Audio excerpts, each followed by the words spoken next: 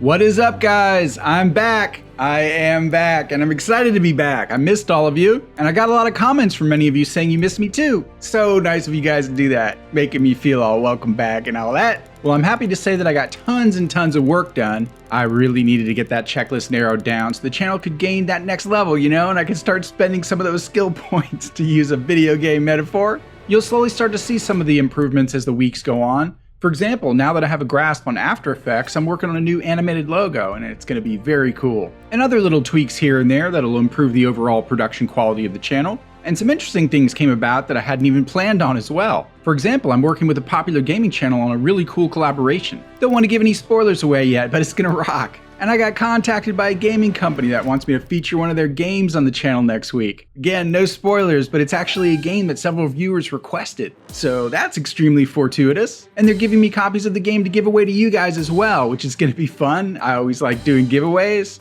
And best of all, we passed the 40,000 subscriber mark. During the hiatus, I actually thought the channel might lose subscribers because, I've seen that happen on other channels whenever they take a break, but no, not you guys. You guys continue spreading the word about the channel, and we actually gained about 1,000 subs over the last 2 weeks. That's just amazing, and I can't thank you guys enough for being so supportive. It's just awesome. Oh, and by the way, to all my Fallout 4 fans out there, not to worry, I'm still going to be posting Fallout 4 videos. I'm definitely going to be finishing up Nuka World and the main storyline, and even when I'm done with that, I'm still going to post settlement videos and tips and tricks videos, scattered here and there. I don't know, probably for quite some time. So there's plenty of content on the Skooled Zone in the weeks and months ahead. So despite this plethora of new games that are coming out this fall, if you're an avid Fallout 4 fan, not to worry, plenty more of that content to come as well. It's just gonna be a matter of finding the time to squeeze all these games in, one after another. Probably have to just kind of rotate back and forth, I'll have more news about channel stuff in upcoming episodes, but for now, I'm really excited to get into some Battlefield 1 here. What do you say? I love historical era games, and I've been long awaiting Battlefield 1. So from what I understand, the single player campaign is broken up into several war stories, which is a really interesting way to create a game plot, I have to say. We'll basically be playing several different characters throughout the game, and we're gonna start with this first one here called Storm of Steel. But before we go on, let's get some really cool factoids out on the table, huh? So, as you may already know, Battlefield 1 takes place during the First World War, which lasted from 1914 to 1918. I won't go into all the details about War I right now because there'd be so much to cover, but I imagine I'll be giving factoids as things come up in the game, in context. The name of this first story, Storm of Steel, is most likely a reference to a published memoir called Storm of Steel written by a German officer named Ernst Junger. It entails his account of the horrors of trench warfare and getting wounded more than a dozen times during the Axis war effort. The character we'll be playing in this story, however, is part of the 369th Infantry Regiment, as it says there. They went by the nickname the Harlem Hellfighters because they consisted almost entirely of African Americans from Harlem and were one of the first black infantry units to serve in a major world war. And from where the marker is on the globe, it looks like we're headed to the border between France and Germany, which is where a lot of the fighting took place in World War I and became known as the Western Front. Okay, well let's jump into this and I'll give you more factoids along the way.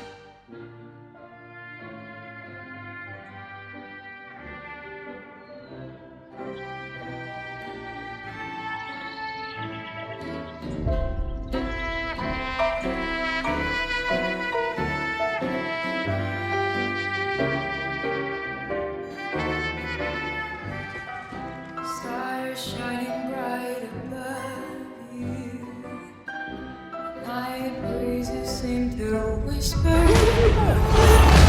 Somebody!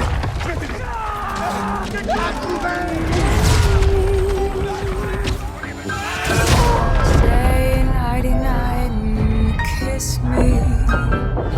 Just hold me tight and tell me you'll miss me while I'm alone and blue as can be. Little dream of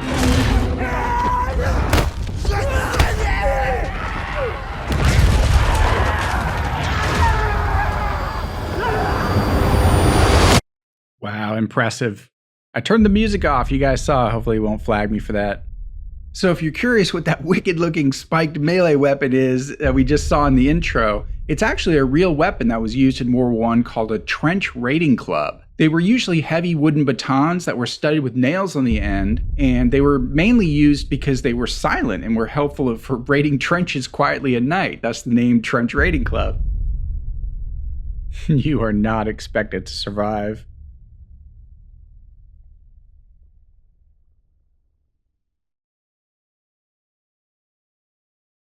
We're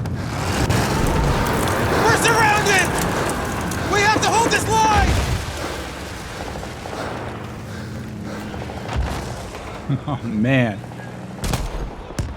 I could be totally wrong, but this gun he's holding here looks like a machine gun used in World War I called the Hotchkiss M1909. If anyone thinks that's incorrect or what else it might be, just let me know down in the comments section. Doing my best here, but I'm definitely interested in hearing your opinions. It'll probably tell us later in the inventory, but that's what it looks like right off the bat to me. And if I'm right, the M1909 was a French light machine gun used quite a bit by the American Expeditionary Forces, of which the Harlem Hellfighters were a part of, so makes total sense.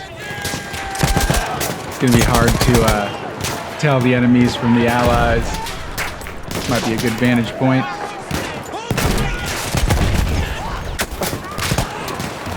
Alright, might take me a minute to get used to these controls here. Whoa, there's a grenade. Where can I hide? Oh my goodness, I can't go anywhere. Hold your ground! They got rockets too.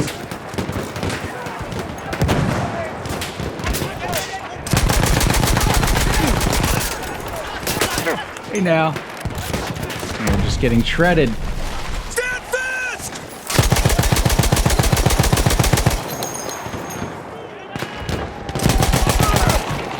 Spun around.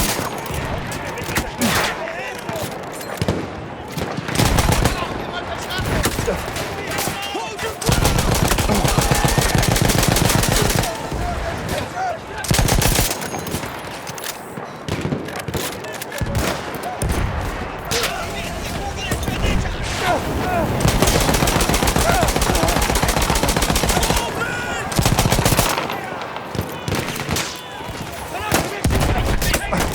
Oh my god, the grenades don't even kill that guy.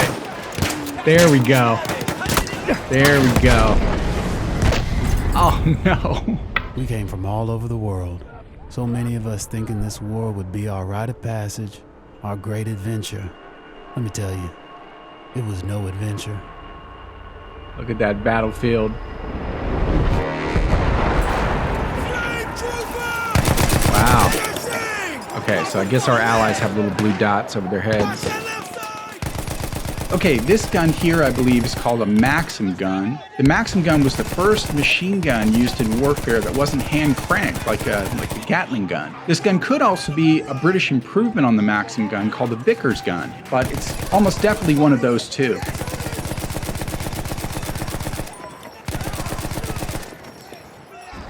Those are friendlies.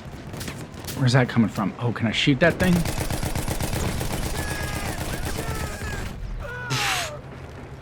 Good God. Friendly. All right, this shotgun here is known as the trench gun. It's most likely a Winchester M1897. By the way, the M before those numbers stands for the model, and the numbers are usually the production date. So basically, M1897 means the rifle was the model first produced in 1897. Oh my god, it's so slow. Why am I moving oh no. So this guy is obviously using a flamethrower, or in German, it was known as the flammenwerfer. Since it was actually invented in Germany in 1901 and was used extensively in trench warfare throughout World War I. Hideous weapon to say the least.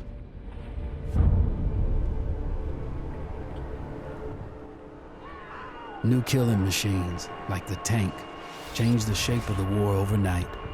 Luckily, they were mostly on our side. Mostly. Our boys in the church are overrun. We need to push through. PBI are counting on us. You just said PBI.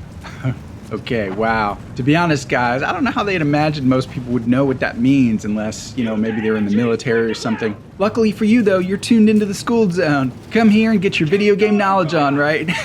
Anyway, BBI stands for Poor Bloody Infantry. It's sort of a British nickname for the foot soldiers on the front line. I'm guessing they were called that because most didn't survive. But anyway, there you go. Same with Emma G. Like, who would normally know that? They definitely went for hyperrealism in this game, that's for sure. Anyway, Emma G means machine gun. Probably comes from the initials for machine gun, which is MG. We've got them on the run! Push on!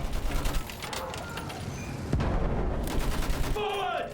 For king and country! So this vehicle we're driving around in is probably a Mark V British tank. They were originally called Landships and then later renamed tanks. I'm gonna run them over.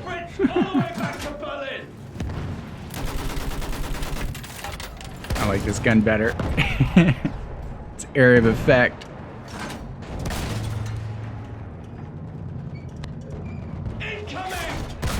Where's that coming from? Okay, real quick, he used the term field gun there. Sorry if I'm talking over, the announcer and everything, but in World War I terminology, that meant like an artillery cannon, basically early versions of a howitzer. Hold on! We're pushing through! Wow. I gotta say, the graphics are amazing. Inside! Field gun! Shoot that Here we go. gun, dummy! Oh, he's an ally. God, it's so hard to tell. For our lads! So that's why they call it friendly fire. Move up with the rest of the armor!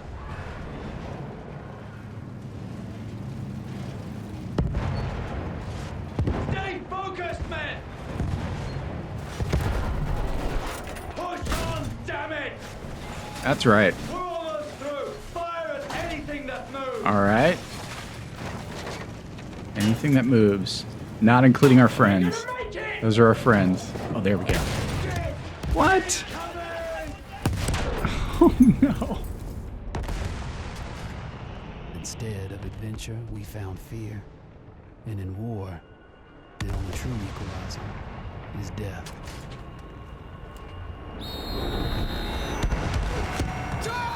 Wow, he just put on the gas mask.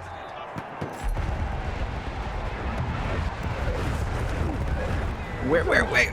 Give me something to shoot. I cannot believe I just died that fast. I didn't see anything to shoot at. What? Oh, God. Something from over there. What? What? You've got to be kidding me. Okay, either I am absolutely terrible at this game or I don't even know what the hell is going on.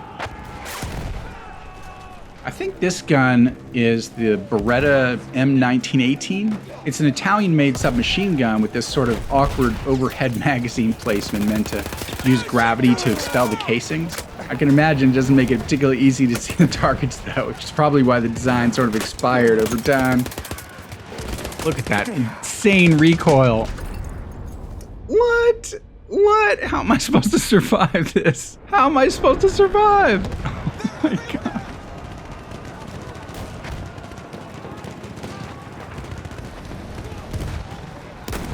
Where are the enemies?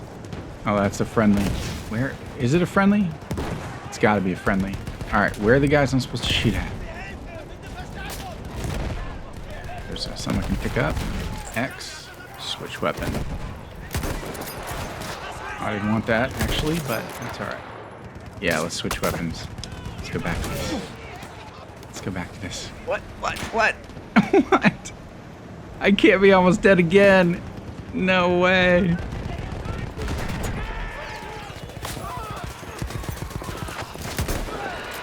Okay, here we go. Look at this slow freaking weapon. I'm gonna switch him right here. Hold the switch. Holy cow. Great, now I got a machine gun. Oh, is it a shotgun? No. Oh, God. All right, what am I gonna have to do? Set the difficulty down a little bit or something? What's going on?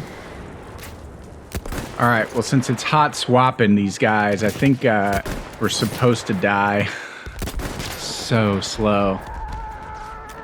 So slow. You've got to be kidding me. He killed me with a shovel. Can't believe it. I don't think I've died that many times in a video game in years. Well, at least the graphics are just unbelievable. Do I get one more chance or what? We keep switching from soldier to soldier. They push. We push. Every once in a while, we push hard enough that the light breaks through the clouds. And a world beyond the war glimmers, just out of reach.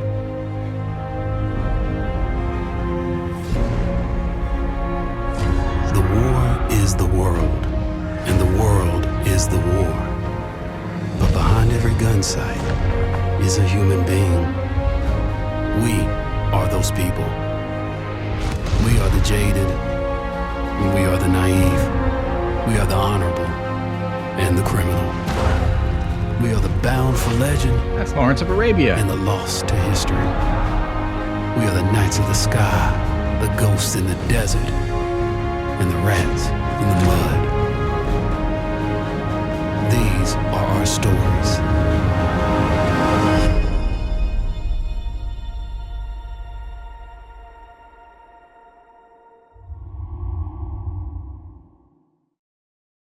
As the old empires struggled to assert themselves, the entire world was caught in an inevitable cataclysm.